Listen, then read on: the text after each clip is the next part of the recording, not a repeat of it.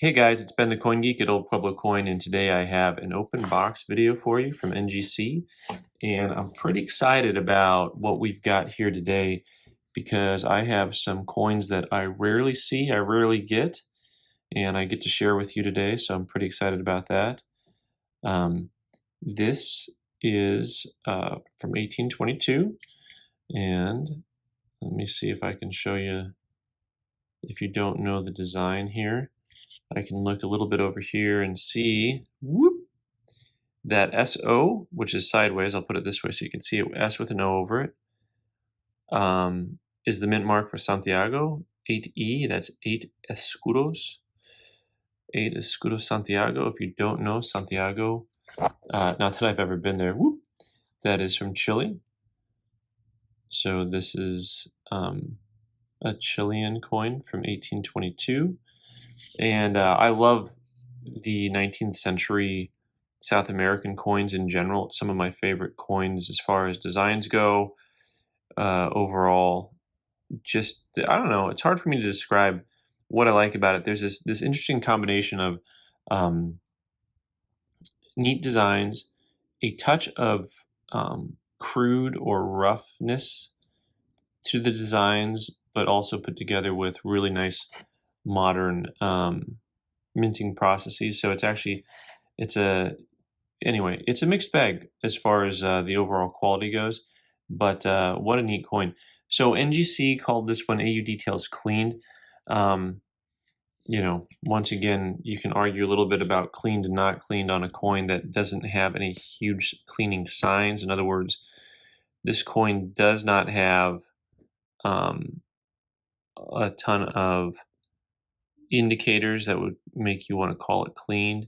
It does have a certain amount of, I don't want to say flatness to it, and I don't mean by the strike, I just mean it doesn't have a lot of luster for the grade. So I can understand a little bit at why they'd call it cleaned. I tend to be a little bit more forgiving. I think that this was a US coin, they wouldn't have called it cleaned. From the same time period, the 1820s, you look at a coin that is that old and you say, well, that's pretty much, you could call that pocketware, really. So anyways, beautiful coin, probably worth a couple grand. They're less than an ounce. They're a big coin, but I think they're only about 3/4 of an ounce. Pretty neat coin. Next up, we're staying in South America, and we're going to take a close look at this Bolivar, and really a cool coin also. Some of my favorite designs, as I mentioned before.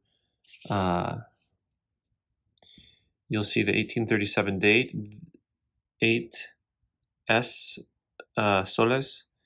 That mark there, which is like 3 letters on top of each other, it is a T, a P, and an S, but not in that order. It is the mint mark for Potosi, the Potosi mint in Bolivia. Some of my favorite designs, anything that you can get a llama on, I'm going to say llama and have someone correct me later, that's fine. That's a win for me right there. And of course, soles, they got the sun is very important. You got some big mountain peaks, and you got the wheat stalks. That's very important. The grain is very important. You see, it's got this big adjustment mark down the middle. Adjustment mark, scratch, whatever you want to call it. What's interesting, of course, the first coin they were not very forgiving on. That's got that big mark down there, and this one is called MS61. These coins are pretty hard to grade. I think overall that big scratch, they didn't call it a scratch. They called it mint state 61. The face of the coin shows much more appealing than just a mint state 61. But overall, I wouldn't argue the grade. See, to me, I think it's fair for you to take a coin that has a scratch on it, and instead of saying scratch, just call it an MS61. You want to grade the totality of the coin. Really neat looking coin. Once again, coins like these are hard to price because you don't see them in the open marketplace very often. I'll find a matching grade sale, but it's 13 years old. or maybe even 7 years old. And I say, well, what good is that going to do me, a 7-year-old auction result, to know what the market is today? Because the market can be very different today. So overall, I think that my gut tells me, well, first of all, probably just put this coin in an auction, a national auction. I think it's upwards of 2,500, but not 100% sure. What's interesting is, so all these coins I sent in on their standard service, which means you can have a coin valued up to $3,000. I thought they were all in the $2,000 to $2,500 range. And for the first time in forever, and some of you have asked me this, specifically if NGC or PCGS will go ahead and change your level of service. So this is the first coin that I've had it happen on. So this coin, they changed the price from their standard service, which you can have the value of a coin be up to $3,000, and they changed it to the next service level up. So which is anything between $3,000 and $1 all the way up to 10,000. It's their express service. So I had to pay extra to them for that. This is from Peru. We got Chile, we've got Bolivia, and now we've got Peru. Also an 8 Escudo gold. So, you can see the luster over the surface of the coin. It does have, once again, you see all these marks on here, but these are embedded in the planchet, right? So that is just a planchet flaw. I'll look at it. Maybe I'll see if I can get my 20 power to focus on it. That planchet flaw is built into the coin here and here, where the metal is just kind of peeling off of the coin.